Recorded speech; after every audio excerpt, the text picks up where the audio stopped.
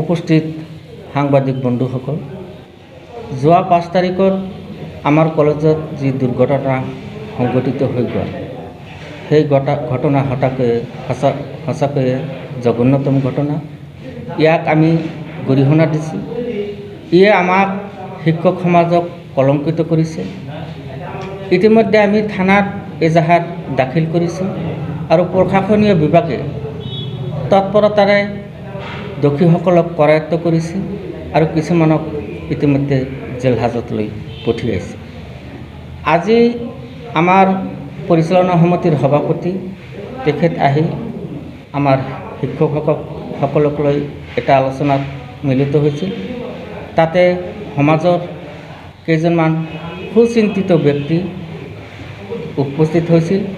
তেওঁলোকে বিভিন্ন ধৰণৰ দিহা পৰামৰ্শ আগবঢ়াইছে, যাতে ভৱিষ্যতত কলেজখন কেনেকৈ সুস্থভাৱে পৰিচালনা কৰিব পৰা যায় সেই সম্পৰ্কে পৰামৰ্শ আগবঢ়াইছে আৰু অহা দিনত যাতে কোনো ধৰণৰ তেনেকুৱা দুৰ্ঘটনা সংঘটিত নহয় তাৰ কাৰণে আমি ব্যৱস্থা গ্ৰহণ কৰিম বুলি আশাবাদী।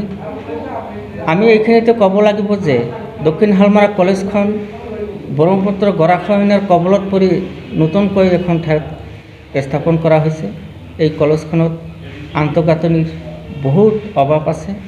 আগন্তুক দিনত লাহে লাহে এই সমস্যাসমূহ সমাধান হ'ব আৰু কলেজখন এখন ভাল পৰ্যায়লৈ যাব বুলি আশাবাদী মই।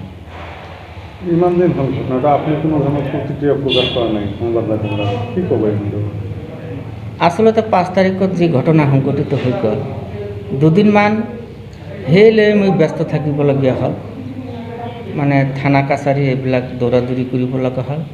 তাৰপিছতেই গুৱাহাটীত এখন মিটিং আছিল।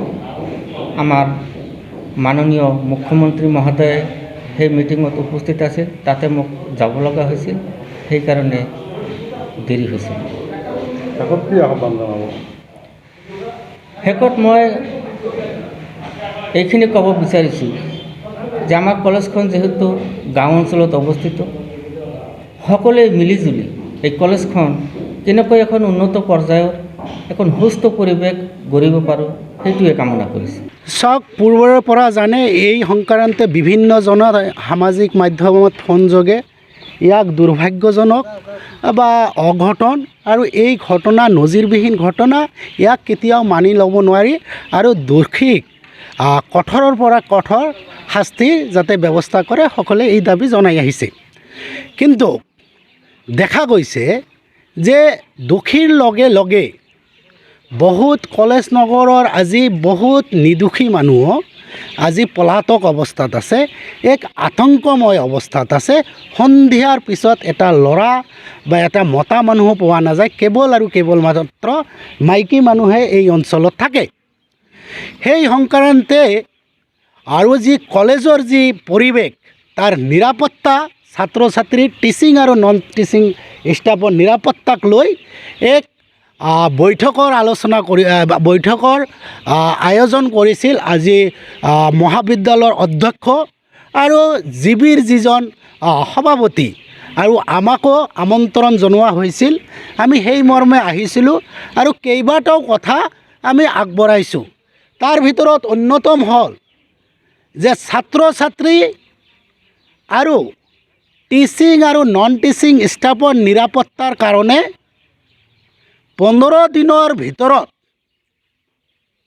এক ৱালৰ ব্যৱস্থা কৰা হওক, নহ'লে ফেন্সিঙৰ ব্যৱস্থা কৰা হওক, নহ'লে টৰ্চাৰ বেৰা হ'লে দিব লাগিব, যাতে কোনো বাহিৰা দুষ্কৃতিকাৰী, কোনো উদ্ভ্ৰান্ত যুৱক কলেজ কেম্পাছত, কলেজ চৌহদত, কলেজ চলি থকা অৱস্থাত সোমাব নোৱাৰে। 1 নম্বৰ। 2 নম্বৰ, এই আমাৰ যি ঐতিহ্যমণ্ডিত দক্ষিণ শালমাৰা মহাবিদ্যালয়, এই মহাবিদ্যালয়ৰ যে গৰিমা কেনেকৈ আমি ঠিক ৰাখিব পাৰোঁ আৰু শৈক্ষিক পৰিৱেশ আমি কেনেকৈ ঘূৰাই আনিব পাৰোঁ তাৰ ওপৰত এক বিতং আলোচনা হ'ল।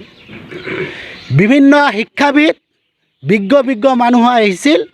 তেওঁলোকে বিভিন্ন ধৰণৰ ছাজেশ্যন আগবঢ়াইছে। এই ছাজেশ্যন অনাগত দিনত ইমপ্লিমেণ্ট কৰা হ'ব।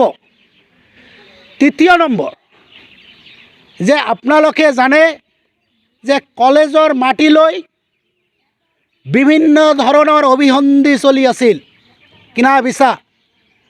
অতি সোনকালে কলেজৰ মাটি যাতে কলেজৰ নামত কেনেকৈ অনা যায় তাৰ ব্যৱস্থা কৰা হওক। চতুৰ্থ নম্বৰ, যাতে কোনো ধৰণৰ বাহিৰা মানুহক কোনো কলেজ কেম্পাছত থাকিব দিয়া নহয়, লাগিলে অডিটৰিয়াম হলত দিয়া হ'ব। কাৰণ আপোনালোকে জানে আমাৰ এই অঞ্চলত প্ৰতিখন পঞ্চায়ত 4-5খনকৈ অডিটৰিয়াম হল আছে, যিবিলাক আজি ব্যক্তিগত স্বাৰ্থত ব্যৱহাৰ হৈ আছে। পঞ্চম নম্বৰ, যিবিলাক আতংক হৈ আজি পৰীক্ষাৰ্থী হাইস্কুল শিক্ষান্ত পৰীক্ষা হায়াৰ ছেকেণ্ডেৰী আজি 70-80 জন ছাত্ৰ আজি পলাতক অৱস্থাত আছে। এই ছাত্ৰবিলাকক আমি অনুৰোধ কৰিছোঁ, আপোনালোকে ঘূৰি আহক, ইমান ভয় খাব লগা একো নাই। আপোনালোকে ঘূৰি আহি আপোনালোকৰ পঢ়া শুনাত মনোযোগ দিয়ক আৰু পৰীক্ষা কেনেকৈ ভাল কৰা যায় তাৰে আপোনালোকে চিন্তা চৰ্চা কৰক। আৰক্ষীৰ যিখিনি মানুহ দোষী আছে সেইখিনি মানুহক নিশ্চয় ধৰিব, আৰু তাৰ ভিতৰত যদি আপোনালোকে দোষী আছে আপোনালোকক আমি অনুৰোধ কৰিম আৰক্ষীৰ হাতত আপোনালোকক সমঝাই দিয়ক। আৰক্ষী আপোনালোকক একো নকৰে, হয়তো সহানুভূতিৰ খাতিৰত আপোনালোকক পৰীক্ষা দিয়া হ'ব। পঞ্চম নম্বৰ, যিবিলাক সঁচা অৰ্থত প্ৰকৃত অৰ্থত দোষী সেইবিলাক আজি পলাতক অৱস্থাত থাকিছে, সেইকাৰণে গোটেই অঞ্চলৰ ল'ৰা আজি পলাতক অৱস্থা হ'ব লগা হৈছে। সেইবিলাক কৈছোঁ, কমচে কম আপোনালোকে 4-5 জন আপোনালোকে আজি আৰক্ষীৰ হাতত আপোনালোকে সমঝাই দিয়ক, তেহে ঘটনাটো চাম কটাৰ ব্যৱস্থা হ'ব বুলি আজি আমাৰ মিটিঙত আলোচনা হৈছে।